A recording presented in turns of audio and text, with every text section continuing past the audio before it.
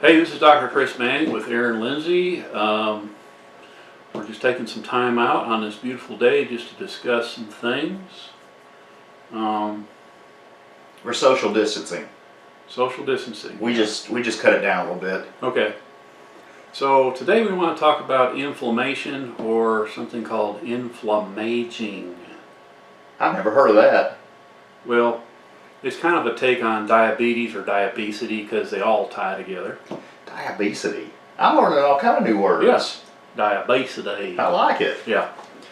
So the way this works is stress over a long period of time. Of course, we know what that is, right? Everybody does. Sure. Is a natural process, Right. right?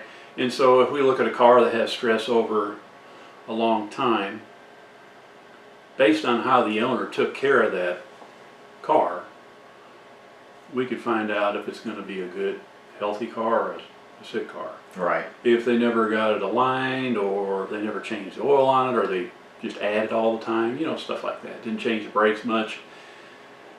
It's probably not going to be a good car to buy. But if you had another car, same car, but had, and it had the same amount of time, same miles on it, but the owner took care of it, made good choices with it, it's going to age less. It's going to be a better car to drive. Absolutely. Right? So let's take that car and just compare it to our bodies, right? That makes sense. Is that a good? I love to compare cars with bodies. As you know, You do? I've Okay. done that often. Is that one of your hobbies? It's one of my hobbies. I Wow. used to do it on the podcast all the time. I did not know that. Yes. Okay. Well, so this is a natural process. So the reason I say it's a natural process, it's just governed by the laws of physics and science and biology, and it's just like gravity. So what is a stressor? Work. There's three real stressors in our life, but there's one new one that's coming about really quickly. There's a new one? Yeah. But there's three. There's a physical. Right. All right. Physical would be physically like what happens physically to you. So if you're a football player, Ooh. you're going to have a lot of physical stressors. That's important when we do a history on somebody. Hey, did you play football? Hey, did you have a concussion? Were you a crash test dummy? I don't ask that. There's been times I've thought people actually were crash test dummies. Those guys got it bad. That's a We job. had a young guy in here the other day, probably 25 years old, had two kids. He had a boat crash where the boat was going 100 miles an hour, Oh my goodness. dislocated his shoulder.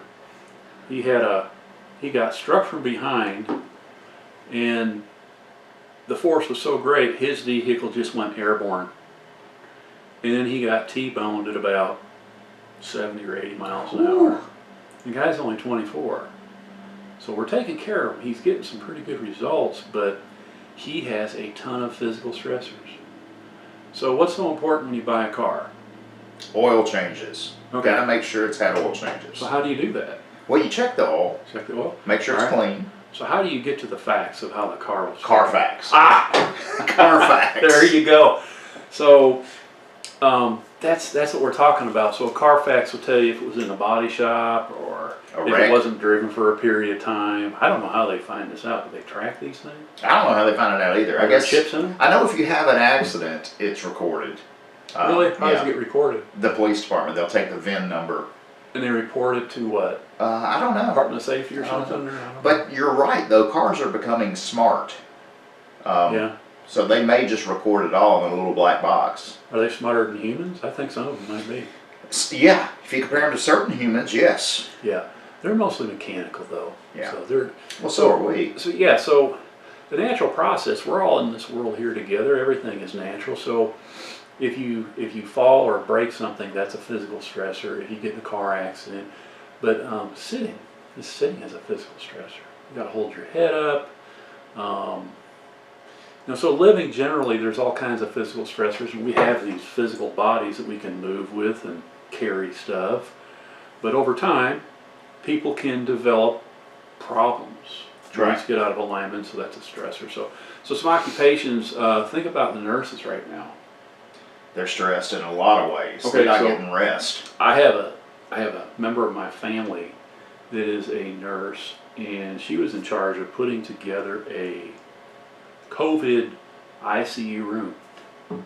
And she's one of these that just takes every responsibility and burdens it with her body and her mind. Very skilled nurse. So she has been doing that non-stop for the last, 3 months. So Yeah. she's got a lot of physical stressors, but there's a lot of emotional stressors there. Okay, You get to see people die. you said there were 3. Yeah, You said physical is 1. right. Now you just now mentioned emotional. I'm getting, Stress. starting to tear up. Don't Yeah. go through that emotional Well, you stress. can laugh too. You can laugh. Okay, that's good though. Isn't that a release? So those are emotional stress. Yeah, that's a release. Okay, what's the third one?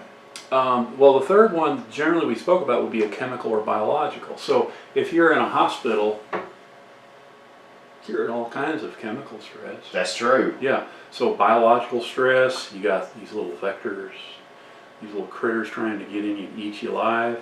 If you're healthy though, it should be an issue. So we talked about physical, chemical, and emotional stressors. Those are all combined over a lifetime. And then we have the fourth one that's just rearing its head right now. Social. No. Uh, Radiation. Radiation. Yes. Stuff we can't see. Wow, like Yes. this that comes out of cell phones and whatnot? Yes. So we got microwaves. You know, you Mhm. fly in a jet, you get radiation. A big one is a CT scan. I've had one. Mammography is huge. Okay, you got cancer in your breast, so let's just radiate it. Yeah, that's right. And then a lot of times they don't. The mammography is not conclusive in many cases. That's a whole nother discussion. But yeah, we're talking about these cell towers and these the 5G. satellites. Yeah. You took the words out of my mouth. I didn't mean 5G. to. I don't know if that's a word or not, but 5G.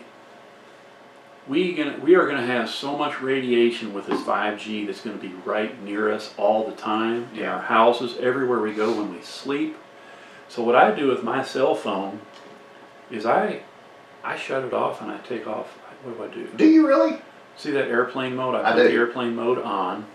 Now what does that do?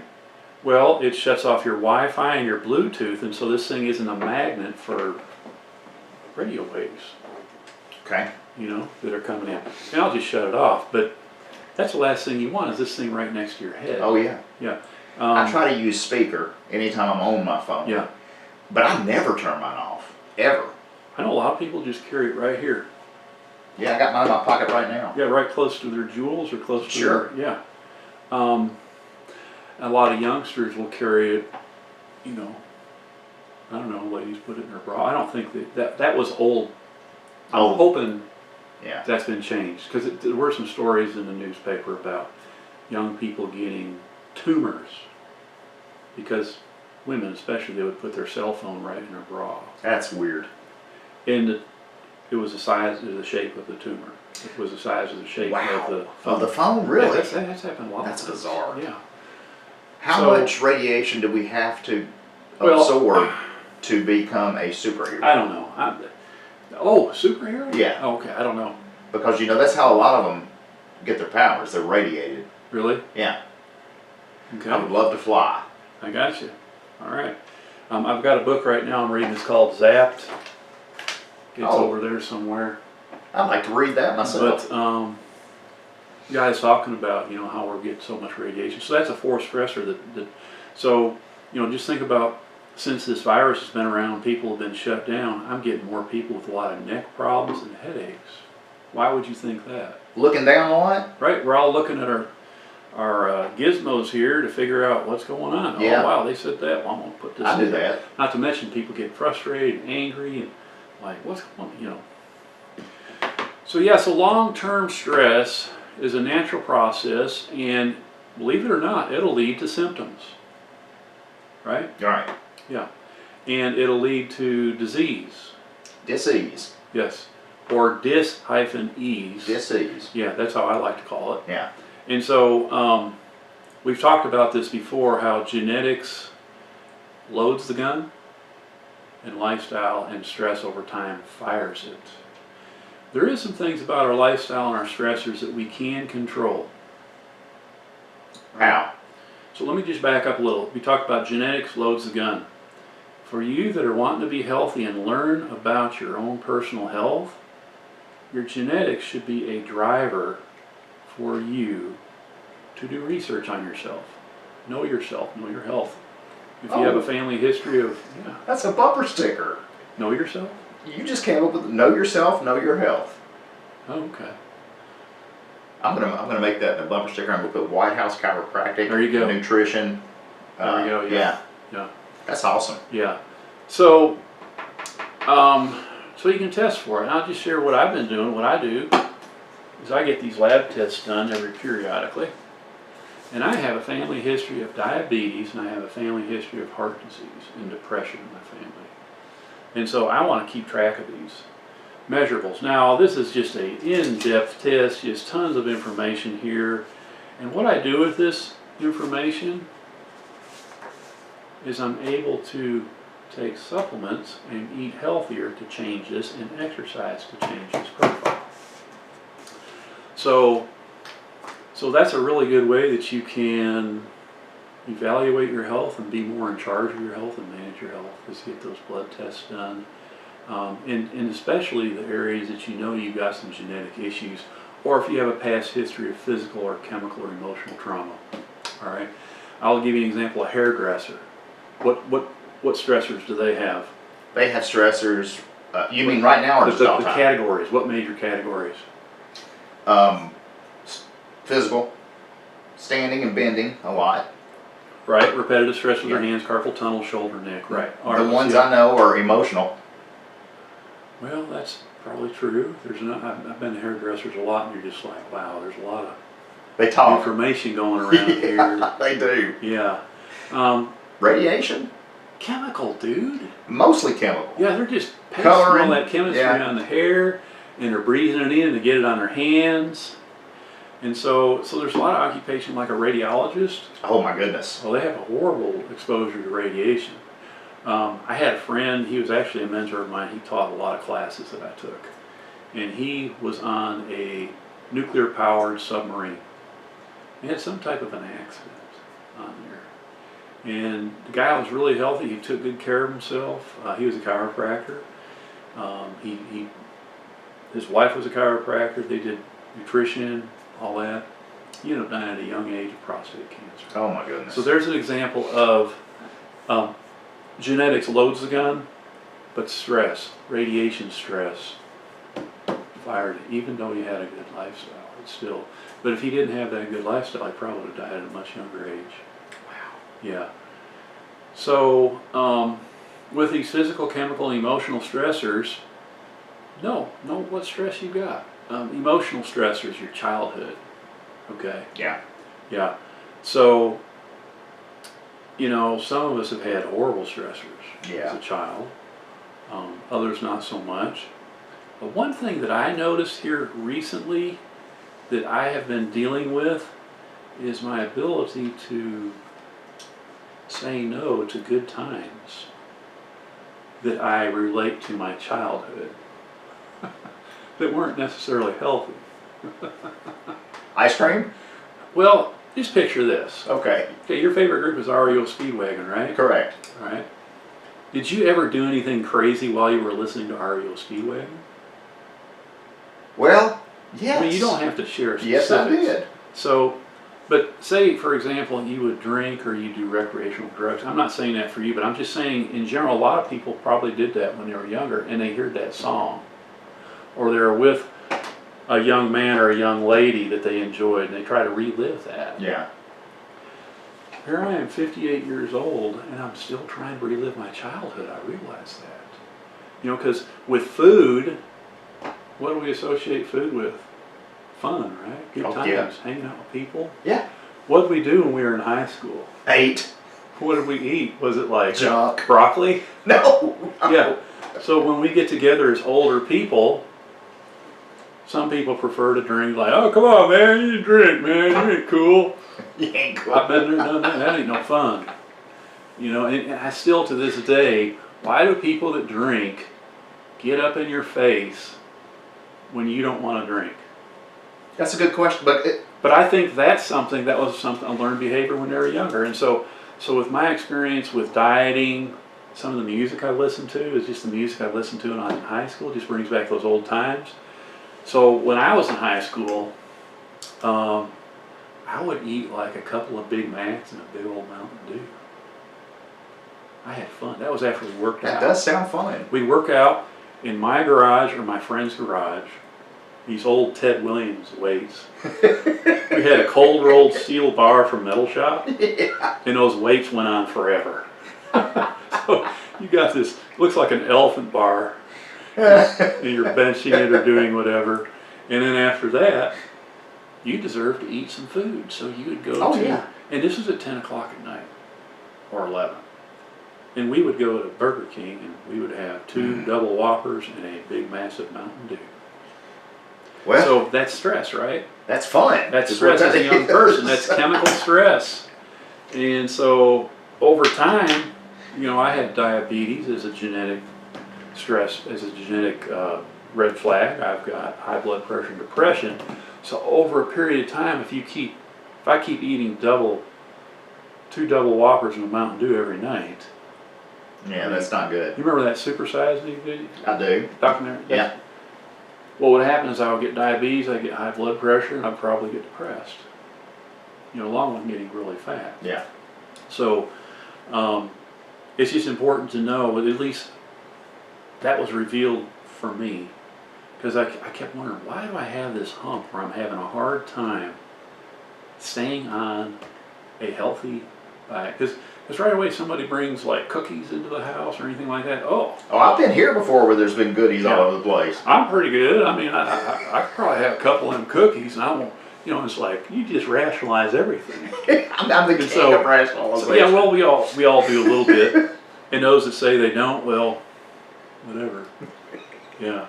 Let's see. I must have walked 7 miles a day. I'm tired. You're walking 7 miles. I must have. I wouldn't be this tired if I hadn't. So I'm going to have a half gallon of ice cream. I'll eat the whole thing. There you go. Replace those calories. Yeah. Take me back to my childhood. Yeah. So as I get older, I'm trying to dial up stuff and trying to understand my health risk and work more and more on my own personal health. I'm like 58 years old, and I don't take medications. I haven't had surgeries or anything like that. I'm not saying that to brag. I'm saying that to people out there that if you do a good thing over time, a natural process is your body can get healthy, and it can stay healthy even during tough times like what we've been going through right now. Yeah. Yeah. And so as you get older, do you have more issues, health issues? Absolutely. Because it's stress over time. Even a well-maintained car is going to have issues as it ages. And so if your belly's bigger than your hips, that's called the waist to hip ratio, that is a risk for diabetes and inflammation. Yeah. And so you can take a medication for a lot of this stuff, but it's not going to get to the cause of the problem.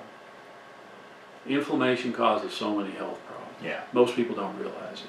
So, say you like you got a big belly, a lot bigger than your hips, and you've just been putting it off, and all of a sudden you have that heart attack. And then you're forced to make decisions you really didn't want to do, and you don't realize how far those choices may go. It might be, well, now you got to take medication for your blood pressure, or now you got to take metformin for your diabetes, which is not going to address the cause of the problem, because too much water's gone underneath the bridge. But if you do it early, and I love helping people with health issues where we can just start with little baby steps and then work our way up. So the way it works is you get some knowledge, then of course knowledge without applying it is worthless, right? Right. And you can talk on Facebook, you can be a keyboard cowboy, right? In your parents' basement. Knowledge is power. Yeah. I learned that. It's only power if you use it though, Right. right? Yeah. So knowledge applied, okay, and this stuff it works. It's just like gravity. It's a natural process. Physics, laws of biology. And then we get results. And when we get results, we get that attitude, and then we get success, and then we can have little victories as we keep learning about ourselves. And so, that's what I'd like to stress. A lot of people out there is that, if you don't know where to start, nutrition is a heck of a place to start. It's probably the most important thing that you can do to help yourself. So there's so many people. Now, if you have a deficient nutrition, if you're deficient in anything like a mineral or a vitamin or a healthy fat, that's going to manifest itself over time in a symptom or a disease. It's part of the inflammatory process.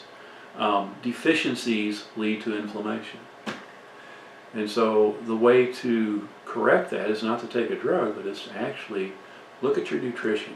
Get a lab study. Look at your omega-3 fats. I mean, that's what you eat. You can consume that. Okay? And then look at if you're eating too many carbohydrates, well, you're just going to keep piling the fat on. And then eventually your own insulin can't keep up with it. And you become insulin resistant, and you start getting a non-alcoholic fatty liver, pancreas doesn't work, you got indigestion, heartburn, and all this because of a poor lifestyle. But then what do? You take blood pressure medication, you take diabetic medication, you take heartburn medication. None of those work. None of those correct the problem. They do not get to the root cause of the problem. It's nutrition. And then there's water, and there's sleep, and there's how you handle stress. And then there's exercise. Now, I'm skipping that one. Yeah? Yeah. Well, you don't have to, because nutrition is like the top dog. Right. Yeah. I sleep well. Nutrition's. You sleep on the couch, you hold the couch down pretty good during the day? Sometimes. With the dog? I get lots of vitamins because my cereal says it's nutritious. Oh, it's fortified. Fortified with 7 minerals and vitamins. You're good, man. I know. So, yeah, I think they spray I don't that even know stuff why I'm in here. there. Yeah. I don't either. Fortified. So, Lucky Charms or what? Apple Jacks. Apple Jacks. Yeah. I haven't had a bowl of cereal in years, of that kind of cereal. I've had oatmeal and cream of wheat. Okay. But it's we've talked about that before, the fortification with the spray gun. Yeah. And so so those are other things that cause inflammation. So just to define what inflammation is, I'm kind of going backwards here with this since we started with inflammation, but inflammation is a localized area of redness, swelling, increased temperature, or pain. But we're talking about systemic inflammation. Systemic inflammation, what can happen is based on your lack of nutrition. Now most people are like, well, I've got plenty of nutrition in me. Well, if you have no energy, if you're not sleeping, if you have high blood pressure, if you have indigestion or heartburn, if you're passing large amounts of foul-smelling gas like Aaron is. I am not. Don't start I thought you told me that. No. Oh. No. All right. Not since high school. No. So anyhow, if any of that's happening, I will guarantee you have a nutritional issue that can be helped. It's not rocket science. But to take a drug for a lot of these problems is just, I understand that you're just saying, well, hey, I'm just going to take the easy way out, take a drug. The doctor says it's approved. They say it on the advertisement on TV. Big Pharma says it's okay, and they're making billions and billions and billions, and people are dying left and right from these drugs that aren't helping them get healthy. But that's what I got to say about that. So I think they need to visit. You had a post on Facebook this week that said visit your local pharmacy. F-A-R-M. Oh yeah. Pharmacy. We need to drop the PH and pick up the F's. Right. Visit your local greens dealer. And so I didn't start this just yesterday. It's just eventually I got convicted to a point like, Chris, man, you're not eating very healthy. And when I was in my late 20s, I was able to exercise. I could keep my weight down. I looked good. But as I've gotten older, it's like, man, I've really had to turn the dial up. And but over the years, our family has eaten grass-fed, eaten just real healthy. We go get our food from the Amish. We've done it for probably 20 years at least. and it's paid off in spades. I don't care if it's more expensive or not, it has paid off big time. It's made a big difference for us.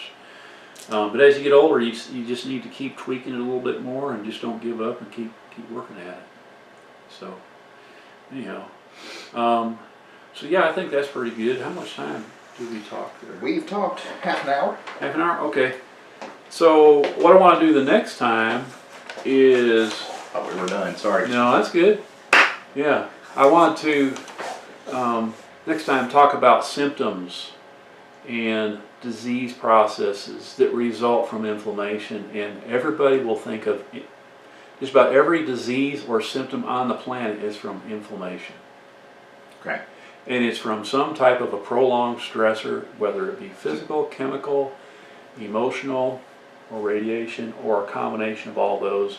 And it's tied in with our genetics. So know your weaknesses, know your enemies, and keep them close to you. Yeah. And work them over. I mean, you can work them over with good, healthy nutrition. The majority of people should be able to do that. Where do I go to get a blood test like that? Good question.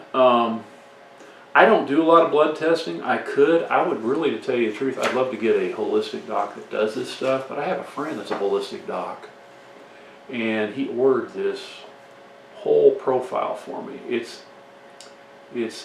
called I'm thinking Anytime Fitness. No, it's, let me see what it is here. Could my regular doctor? They could, but they probably wouldn't order it to this extent. Yeah, that's what So this one it's called a cardiometabolic assessment, which has a risk factor for my metabolism and my heart. Everything was pretty good. My HDL was a little bit low, so exercising will bring that up. It was normal, but it needs to go up. You look at trends. My CoQ10 was low, so if you have low levels of CoQ10, guess what? You can supplement that, and CoQ10 is really important for energy. My LDL was slightly elevated. Does my energy drink have a lot of CoQ10 in it? I have no idea. Your body makes CoQ10, by the way, but if your body's inflammatory, it doesn't do a good job of making that. Yeah, and so I was able to take some things to help these things. I'm going to get this blood test done again. But how often do you do that? Probably every 6 months. It's no use in doing it if you're not doing anything to make the change. So yeah, vitamin D, that was optimal. Homocystine's another one. That's an inflammatory marker. Mine was mildly elevated. Now, that concerns me because it's a trend. It wasn't as high a while ago, but and of course, I've had emotional stressors. We all have these stressors, you know? Yeah. B12 was good, folate was good, you know. If somebody gets this blood test, do they bring it to you? They can. I would rather refer them to my friend that does it, Dr. Scott, Judy, and Dixon. I could have Scott on the show here. We should do that. Yeah. My glucose was a little elevated. My H1AC was a little elevated. And so my insulin was a little elevated. So hey, it's on the wall. It's right here. Yeah. You know, pay attention to it don't wait till it gets out of hand, because right now, this has slowly been creeping up, and I gotta crush it. So I actually hired a nutritionist. Now I probably know as much or more than this nutritionist does, but you know I hired her because she has overcome a ton of stuff, and I have no excuses around her. She weighed 400 pounds. That's big. She had a lot of children. She now is 165 pounds. That's awesome. And she's a power lifter. And That's so awesome. She had just incredible life story, and so she also works with nutrition. Now, I'm more holistic, she's more get it done. Yeah. You know, and so, you know, but that's helped a lot. That's the type of person I need. I didn't need somebody I needed somebody that I looked up to as somebody that was an overcomer. So this is one area that I was really proud of. My omega-3 to 6 ratio was good. Good. Yeah, I was excited about that. That's one of the biggest inflammatory indicators. and mental health indicators you can look at, and we talked about that. Taking omega-3 fats, that's fish. Eating fish, grass-fed critters, you know. Omega-3, your body doesn't make it, but it reduces inflammation. It's a building block for your brain, for your cells, for your nervous system.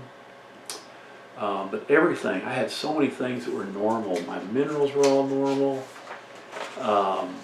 My thyroid was normal, all the hormones for my thyroid. Gosh, my testosterone, all this stuff. That's awesome. Sodium, phosphorus, potassium, bicarbonate, chloride, anion gap, calcium, magnesium. Liver enzymes were perfect. Kidney function perfect. Proteins, iron studies. Complete blood count was perfect. White blood cell differential. My neutrophils and lymphocytes were mildly decreased. I don't know what it may mean that I was stressed out. I don't know. But it's the trends that you look for in all these tests. And this can be like really good stuff to evaluate your health. And then once you look at these, you can say, well, hey, what do I need to do different? What can I do to, improve my omega-3 fats? What can I do to reduce my enzymes that indicate I've got inflammation? And of course, the elephant in the room is like H1AC, insulin, and glucose. It's the one I don't pay attention to when my friends are over and we're eating food. Yeah, but I've worked on it slowly, but I really had to take it serious. I actually am working really hard on it right now. So anyhow, I want to let our audience know, just because you're a chiropractor, you're in the healthcare field, doesn't mean you're healthy. I've seen Just many. because you have all this knowledge doesn't mean you act on it. Yeah. Knowledge without action or behavior is really not beneficial, Right. And so anyhow, but I don't think I have anything else really. We'll see you next week. All right, very good. This is Dr. Banning at White House Chiropractic and Nutrition. Thanks for watching and have a great rest of the week.